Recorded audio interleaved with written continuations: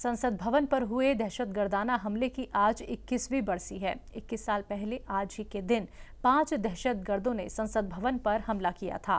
इस हादसे में 9 जवान शहीद हुए थे। वहीं इस मौके पर नायब सदर जमहूरिया जगदीप धनखड़, लोकसभा स्पीकर ओम बिरला और वजीर आजम नरेंद्र मोदी समेत कई नेताओं ने संसद अहाते में शहीद जवानों को खराज अकीदत पेश की और उनकी कुर्बानियों को याद किया। इसके अलावा कांग्रेस सदर मल्लिकार्जुन खड़गे, कांग्रेस लीडर सोनिया गांधी और तमाम अपोजिशन लीडरान ने भी शहीदों को गुलाए अकीदत नजर कर उन्हें याद किया। अरुणाचल प्रदेश के तवांग सेक्टर में भारत और चीन के सैनिकों के बीच झड़प हुई है। भारतीय सेना के तर्जुमान ने बताया कि झड़प 9 दिसंबर को हुई। जराये से मिली जानकारी के मुताबिक पीएलए सैनिक अरुणाचल प्रदेश के तवांग सेक्टर में घुसे, जिसके बाद भारत ने जवाबी कार्रवाई की। इस झड़प में दोनों तरफ के कुछ सैनिकों को चोटें आई हैं। वहीं इसके बाद सियासी बयानबाजी उरूज पर है। वहीं तवांग मामले पर सदन में हंगामे के बीच वजीर दिफा राजनाथ सिंह ने सफाई दी है। उन्होंने कहा है कि भारतीय सैनिकों ने बहादुरी दिखाकर चीनी सैनिकों को पीछे खदेड़ दिया। 9 दिसंबर 2022 को पीएलए ट्रुप्स ने तवांग सेक्टर के यांगसे एरिया में लाइन ऑफ एक्चुअल कंट्रोल पर अतिक्रमण कर स्टेटस को एक तरफा बदलने का प्रयास किया। चाइना के इस प्रयास का हमारी सेना ने दृढ़ता के साथ सामना किया है अध्यक्ष महोदय, और इस फेस ऑफ में हाथापाई भी हुई है। भारतीय सेना ने बहादुरी से पीएलए को हमारी टेरिटरी में अतिक्रमण करने से रोका और उन्हें उनकी पोस्ट पर वापस जाने के लिए मजबूर कर दिया अध्यक्ष महोदय। इस झड़प में दोनों ओर के कुछ सैनिकों को चोटें भी आई हैं और मैं इस सदन को अवगत कराना चाहता हूं कि हमारे किसी भी सैनिक की न तो मृत्यु हुई है और न ही कोई गंभीर रूप से घायल हुआ है। इंडियन मिलिट्री कमांडर्स के टाइमली इंटरवेंशन के कारण पीएलए सोल्जर्स अपनी लोकेशंस पर वापस चले गए अध्यक्ष महोदय, और इस घटना के पश्चात एरिया के लोकल कमांडर ने 11 दिसंबर 2022 को अपने चाइनीज काउंटर पार्ट के साथ स्थापित व्यवस्था के तहत एक फ्लैग मीटिंग की और इस घटना पर चर्चा की। चीनी पक्ष को इस तरह के एक्शन के लिए मना किया गया और सीमा पर शांति बनाए रखने के लिए कहा गया। इस मुद्दे को चीनी पक्ष के साथ कूटनीतिक स्तर पर भी उठाया गया है। अध्यक्ष महोदय, मैं इस सदन को आश्वस्त करना चाहता हूं कि हमारी सेनाएं हमारी भौमिक अखंडता को सुरक्षित रखने के लिए पूरी तरह से प्रतिबद्ध हैं और इसके खिलाफ किसी भी प्रयास को रोकने के लिए सदैव तत्पर है हमारी भारत की सेना। और मुझे विश्वास है कि यह सदन हमारी सेनाओं की वीरता और साहस को एक स्वर से समर्थन देगा। और अध्यक्ष महोदय, मैं पूरी तरह से आश्वस्त हूं कि यह संसद बिना किसी संशय के भारत की सेना की क्षमता, शौर्य, पराक्रम व प्रतिबद्धता का भी अभिनंदन करेगा। इस मामले पर वजीर दाखिला अमित शाह का भी रद्द-ए-अमल सामने आया है। आइए आपको सुनवाते हैं क्या कुछ कहना है उनका। कांग्रेस सरकार ने चीन की धमकी के बाद हमारे रोड और वाइटल बॉर्डर इंफ्रास्ट्रक्चर्स का निर्माण डैम चौक में रोक दिया। ये क्यों रोका गया, इसकी भी सोच की है। मैं कांग्रेस पार्टी को पूछना चाहता हूं, ये दोगला रवैया जनता के सामने नहीं चलता है। जनता सब देख रही है। आपके परिवार द्वारा चलाया गया फाउंडेशन, उसका एफसीआरए रजिस्ट्रेशन चीन की दूतावास से मिले हुए अनुदान से समाप्त हुआ है। आपके ही समय में हजारों किलोमीटर भूमि अवैध रूप से हमसे हड़प ली गई है। आपके ही समय में हमें मिली हुई सुरक्षा परिषद की सदस्यता आपने निजी संबंधों को बनाने के लिए चीन की भेंट कर दी है। ये सारी जनता ये सभी विषयों को जानती है। मैं इतना स्पष्ट कहना चाहता हूं कि भारतीय जनता पार्टी की सरकार है, नरेंद्र मोदी इसके प्रधानमंत्री है, और जब तक भारतीय जनता पार्टी की मोदी सरकार चल रही है, 1 इंच जमीन पर भी कोई कब्जा नहीं कर सकता। कल अपने सेना के जवानों ने जो 8 की देर रात को और 9 की सुबह को जो वीरता दिखाई है, मैं इसकी पूरी पूरी प्रशंसा करता हूं। इन्होंने घुसे हुए सभी लोगों को कुछ ही घंटों में वापस खदेड़ दिया और हमारी भूमि का रक्षण किया है। मैं इतना स्पष्ट कहना चाहता हूं कि भारतीय जनता पार्टी की सरकार है, नरेंद्र मोदी इसके प्रधानमंत्री है और जब तक भारतीय जनता पार्टी की मोदी सरकार चल रही है, 1 इंच जमीन पर भी कोई कब्जा नहीं कर सकता। कल अपने सेना के जवानों ने जो 8 की देर रात को और 9 की सुबह को जो वीरता दिखाई है, मैं इसकी पूरी पूरी प्रशंसा करता हूं। इन्होंने घुसे हुए सभी लोगों को कुछ ही घंटों में वापस खदेड़ दिया और हमारी भूमि का रक्षण किया है। अरुणाचल प्रदेश से बीजेपी एमपी तपीर गांव का कहना है कि अब उनके इलाके में माहौल पुरअमन है। देखिए, अब जैसे खबर मिला है, मुझे भी खबर ये मिला है कि 9 दिसंबर को अरुणाचल प्रदेश के तवांग तांगसे 1 में ये मैकमोहन लाइन में पीएलए और इंडियन आर्मी के साथ इंसिडेंट हुआ और इस इंसिडेंट में बोथ साइड में इंजर हुआ। अपना इंडियन आर्मी में भी बहुत लोगों को इंजर हुआ, लेकिन चाइना में मेजर इंजर हुआ। ये हमको भी खबर दिल्ली में बैठ के मिल रहा है।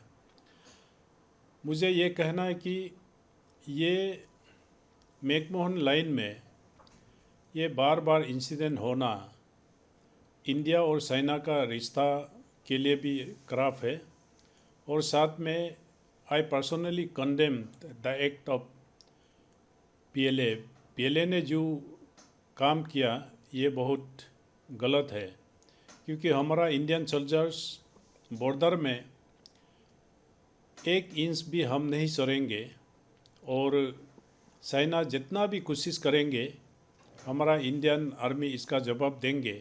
तवांग में हुई झड़प के मामले पर एआईएमआईएम सदर असदुद्दीन ओवैसी ने मरकजी सरकार पर निशाना साधा है। उन्होंने कहा है कि सरकार सही नहीं बता रही है, पीएम को इस पर संसद में चर्चा करनी चाहिए। क्या आप लोग नहीं जानते कि देश के प्रधानमंत्री ने 2 साल पहले क्या कहा था कि ना कोई घुसा है ना घुसेगा? कितना झूठ ये सरकार बोलेगी? देश को प्रधानमंत्री ने सच नहीं बताया और अभी भी डेप्सांग और डेमचाक चीन के पास है, अभी भी 1000 स्क्वायर किलोमीटर लद्दाख में चीन के पास है। ये जो 9 तारीख को वाक़या हुआ अरुणाचल प्रदेश में और 12 को रात में मालूम होता है, वो ट्रिब्यून अखबार और फिर विजेता सिंह हिंदू में रिपोर्ट करती है। पार्लियामेंट चल रही तो बताते नहीं, आप बताएंगे नहीं आप पार्लियामेंट को, पार्लियामेंट को आप डाक में रखेंगे, अंधेरे में रखेंगे। और तीसरी बात यह है कि प्रधानमंत्री क्यों चीन का नाम लेने डरते हैं? लीजिए ना नाम आप। आपने तो उठकर जाकर हाथ मिलाया था चीन के लीडर से, देख लिया आप नतीजा क्या निकला। और खुद बीजेपी का एमपी कह रहा है अरुणाचल का कि आकर हमारे बहादुर सिपाहियों को मारा गया, वो अभी अस्पताल में है। और छठी बात यह है कि 15,000 फीट नीचे से ऊपर आ रहे हैं वो भारत की फौज पर हमला करने के लिए। तो प्रधानमंत्री को सबसे पहले पार्लियामेंट में डिस्कशन अलाउ करना चाहिए। सरकार की जिम्मेदारी है, स्पीकर पर चेयरमैन पर मत डालिए। देश जानना चाहता है कि देश के प्रधानमंत्री आखिर इतना क्यों डर रहे हैं चीन का नाम लेने से। पॉलिटिकल लीडरशिप नहीं दिखा रहे हैं, कोई सवाल नहीं उठ रहा है हमारी बहादुर फौज की बहादुरी पर। यहाँ पर बुज़दिली के मज़ाहिर अगर कर रहा है तो देश के प्रधानमंत्री और सरकार कर रही है। हाउस में आप क्या डिमांड करेंगे? हमने एडजर्न मोशन डाला है। सरकार को, स्पीकर को कहना चाहिए खड़े होकर कि हम उसको कबूल करते हैं, डिस्कशन करवाइए। छुपाने की क्या बात है, डरने की क्या बात है? देश के प्रधानमंत्री के पास 56 इंच का सीना है तो दिखाइए, पॉलिटिकल लीडरशिप लीजिए। चीन को हटाइए उस ज़मीन से जहाँ भारत की ज़मीन है, जहाँ पर चीन कब्जा करके बैठा है। कांग्रेस लीडर पवन खेड़ा ने गुजरात चुनाव को लेकर बीजेपी को घेरा है। उनका कहना है कि गुजरात चुनाव के आखिरी घंटे में 16 लाख वोट पड़े थे। गुजरात में इच्छाधारी वोट पड़े हैं। न न्याय हो रहा है, न न्याय होता हुआ दिख रहा है। इसलिए आपके समक्ष हम हैं। बड़ा महत्वपूर्ण और बहुत गंभीर एक मुद्दा है गुजरात चुनाव को लेकर। आप लोगों ने मीडिया में कुछ रिपोर्ट्स देखी होंगी, डरते डरते जो छपी हैं, कि आखिरी 1 घंटे में 16 लाख वोट गुजरात के दूसरे चरण के चुनाव में पड़े। हमने अपने कैंडिडेट्स से लगातार हम संपर्क में हैं। फॉर्म 17C जो कि रिटर्निंग ऑफिसर देता है साइन करके कि इस मतदान केंद्र पे 5 बजे तक या 6 बजे तक इतने वोट गिरे, वो टैलिंग चल रही है।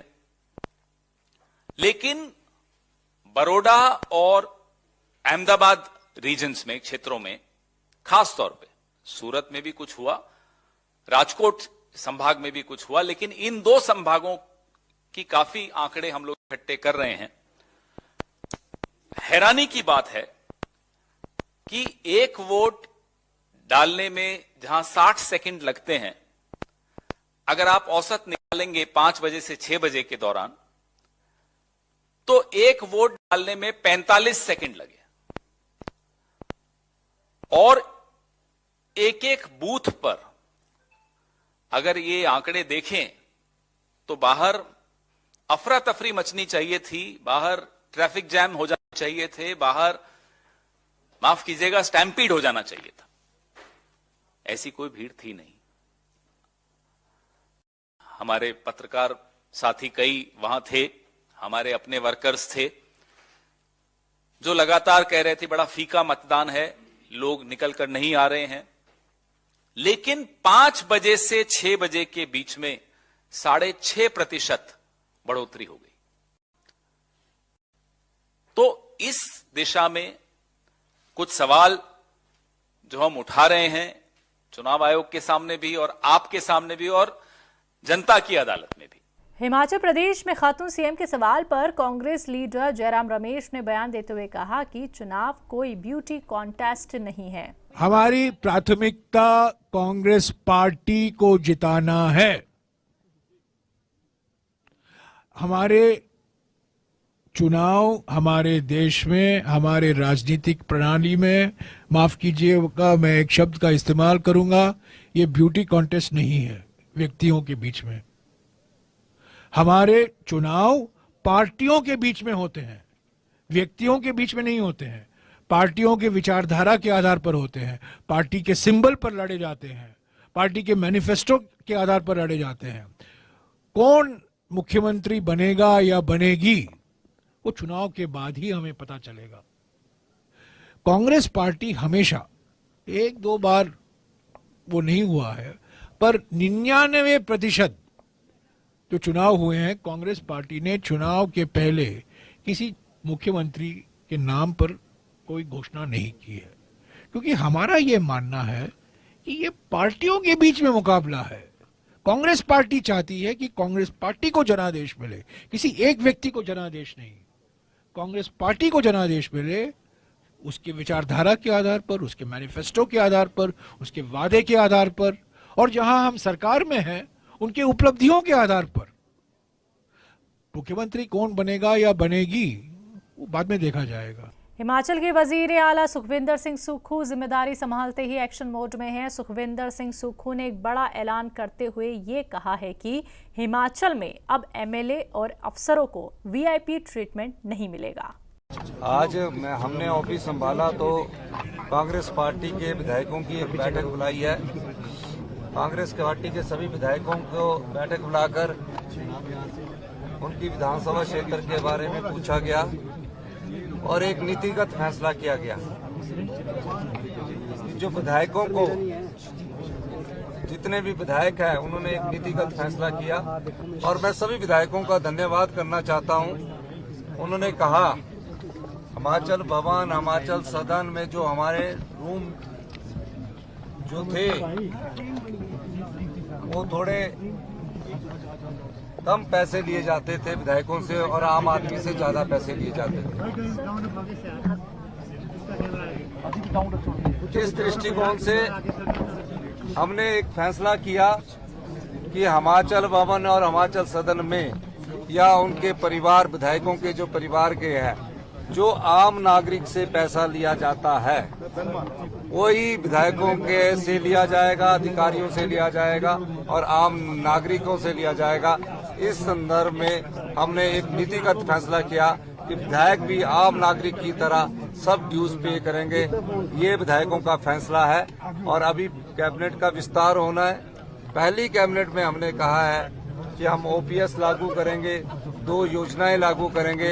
जैसे ही पहली कैबिनेट होगी उसके बाद उस फैसले के बारे में आपको बता दिया जाएगा। आम नागरिक की तरह सभी विधायकों से हिमाचल सदन, चाहे वो चंडीगढ़ में चाहे दिल्ली में है, उन सुविधाओं को जो विधायकों को मिलती है तुरंत प्रभाव से उन सुविधाओं को वापस ले लिया गया है और जो सुविधाएं आम नागरिक को मिलती है वो सुविधाओं के अनुसार उनको भी पे करना पड़ेगा। दिल्ली की केजरीवाल सरकार ने दिल्ली वालों के लिए एक बड़ा ऐलान किया है। दिल्ली सरकार ने फैसला किया है कि राजधानी में 1 जनवरी से 450 तरह के मेडिकल टेस्ट लोगों को फ्री में मुहैया होंगे। सीएम अरविंद केजरीवाल ने कहा कि सभी को अच्छी तालीम और बेहतर इलाज फराहम कराना दिल्ली सरकार की तरजीह है। इसी को ध्यान में रखते हुए ये कदम उठाया गया है। केजरीवाल ने कहा कि अभी बहुत से लोग जब बीमार पड़ते हैं तो इलाज का खर्चा पूरी तरीके से नहीं उठा पाते हैं। इसी को ध्यान में रखते हुए हमने ये फैसला लिया है कि अब लोगों को 400 से ज़्यादा मेडिकल टेस्ट फ्री में फराहम होंगे। सीएम केजरीवाल के इस ऐलान का आम आदमी पार्टी के नेताओं ने इस्तकबाल किया है। आप नेताओं का कहना है कि दिल्ली की तरक्की को तेजी देने के लिए केजरीवाल का ये कदम काबिल तारीफ है। तेलंगाना सीएम के चंद्रशेखर राव नई दिल्ली में भारत राष्ट्र समिति के दफ्तर के इफ्तिताह के लिए दिल्ली पहुंचे। चुनाव आयोग के जरिए तेलंगाना राष्ट्र समिति का नाम बदलकर BRS करने की मंजूरी दिए जाने के बाद सीएम केसीआर दिल्ली में अपने दफ्तर का इफ्तिताह करने पहुंचे हैं। सीएम केसीआर के दिल्ली पहुंचने पर कई नेताओं और पार्टी कारकुनान ने उनका गर्मजोशी से इस्तकबाल किया और कई लोगों ने जय केसीआर और अब की बार किसान सरकार के नारे लगाए। BRS पार्टी के लॉन्च प्रोग्राम में दीगर सियासी दलों के कई नेताओं के शामिल होने की उम्मीद है। मुल्क भर के मुख्तलिफ सियासी दलों के कई चीफ को भी इस प्रोग्राम में बुलाया गया है।